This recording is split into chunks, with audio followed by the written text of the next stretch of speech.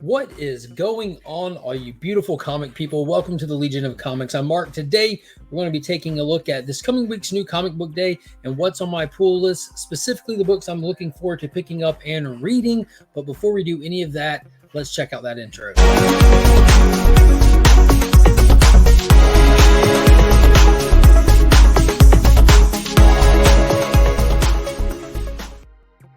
Shout out to the channel sponsor, Big Time Collectibles. Be sure to check them out at their website or on any of the social medias. They're dropping amazing stuff all the time. They just got done releasing a bunch of cool stuff from this previous year's New York Comic-Con.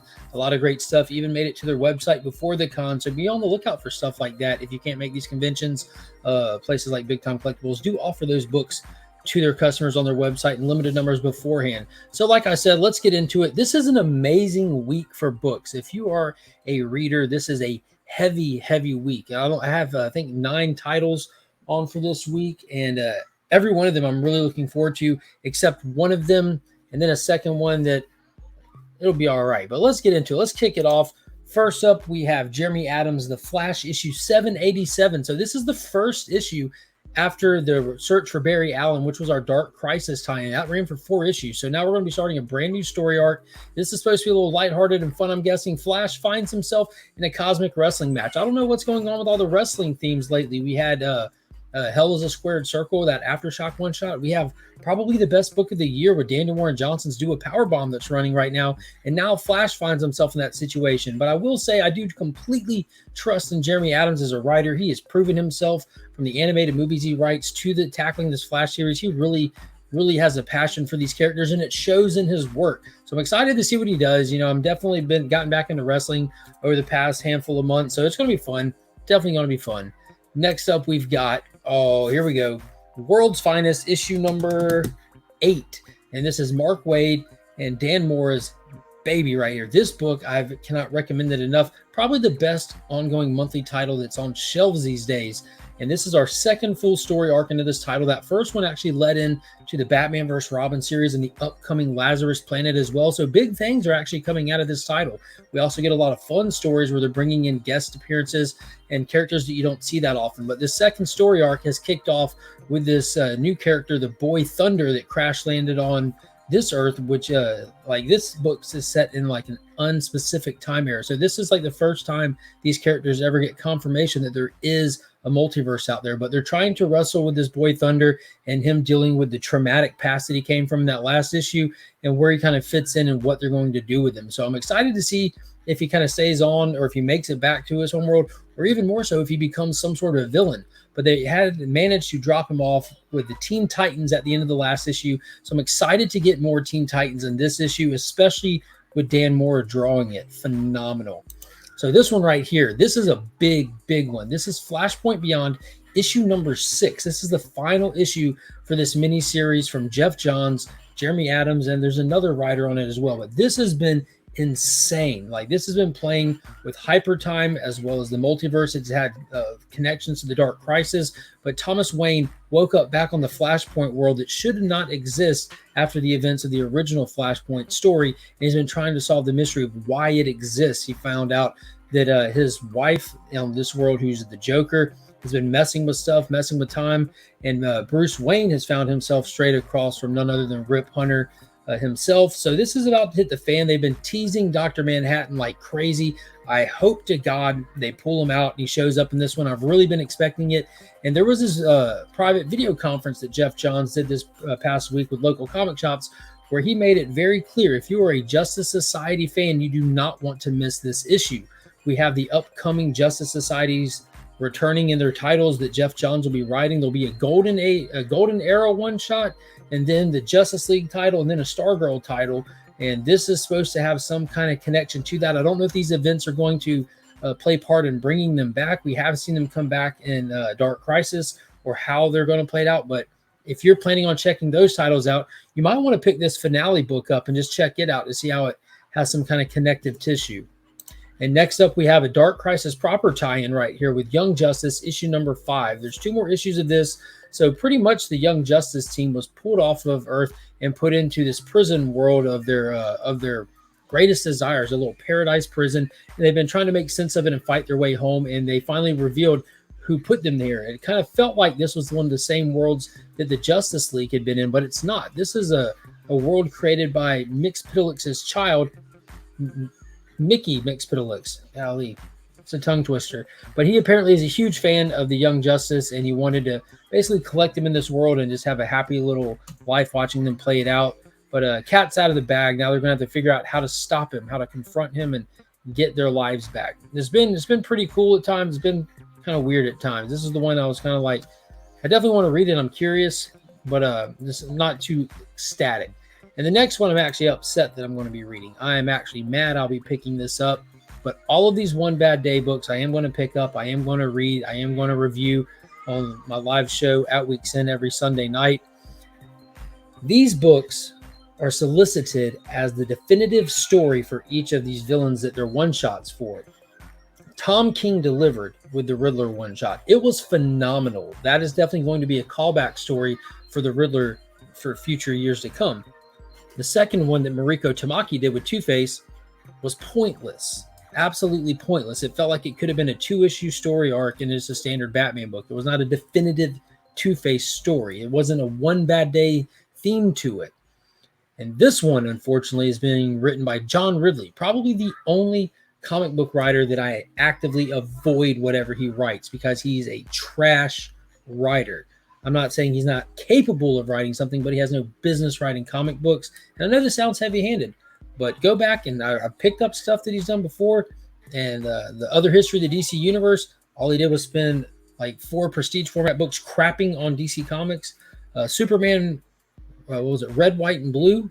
Same thing.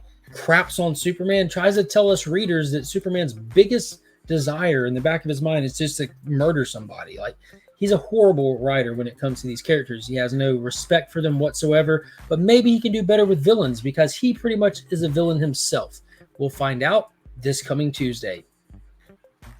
Next up, one that I'm absolutely pumped for, Tom Taylor's finale to the epic saga of Deceased. This is War of the Undead Gods, issue number 3 of 6. That last issue took it to new heights. It's already starting with infected New Gods and an infected Darkseid, and now Darkseid has Sinestro's ring. Supergirl is infected, and they're coming for all the heroes, and it's up to one of the New Gods to warn them of the undead gods. This has been outrageous. This has been good. It has been like wild, and I did catch up with DC versus Vampires since the DC Universe app updated to the Ultra option. I updated my subscription and got the whole catalog of that.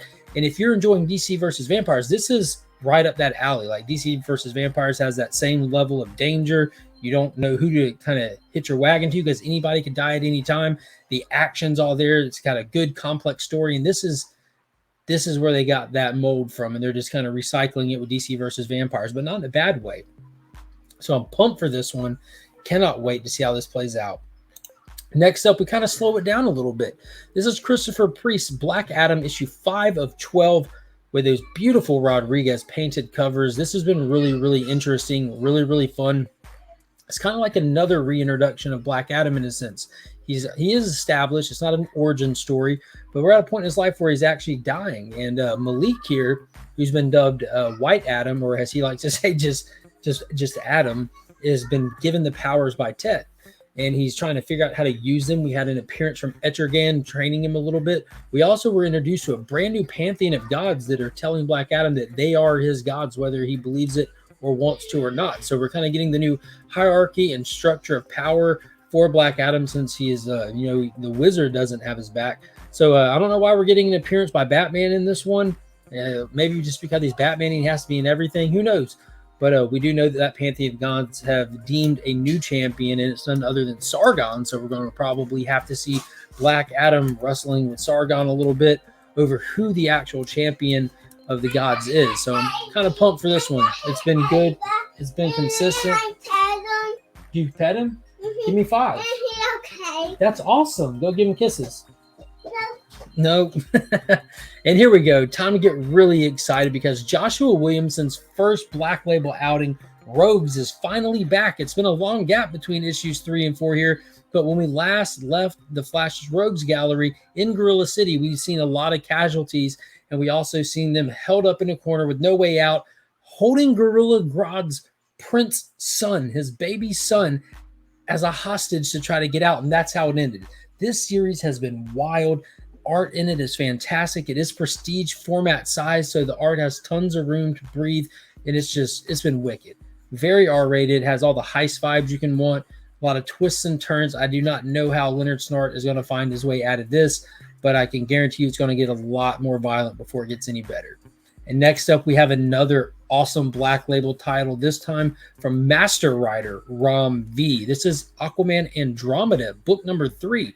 The whole premise behind this is almost like Alien, but underwater. There's a spacecraft that's under there, or what we were suspected was a spacecraft, and you have humans going down in a secretive deep sea experimental search kind of thing.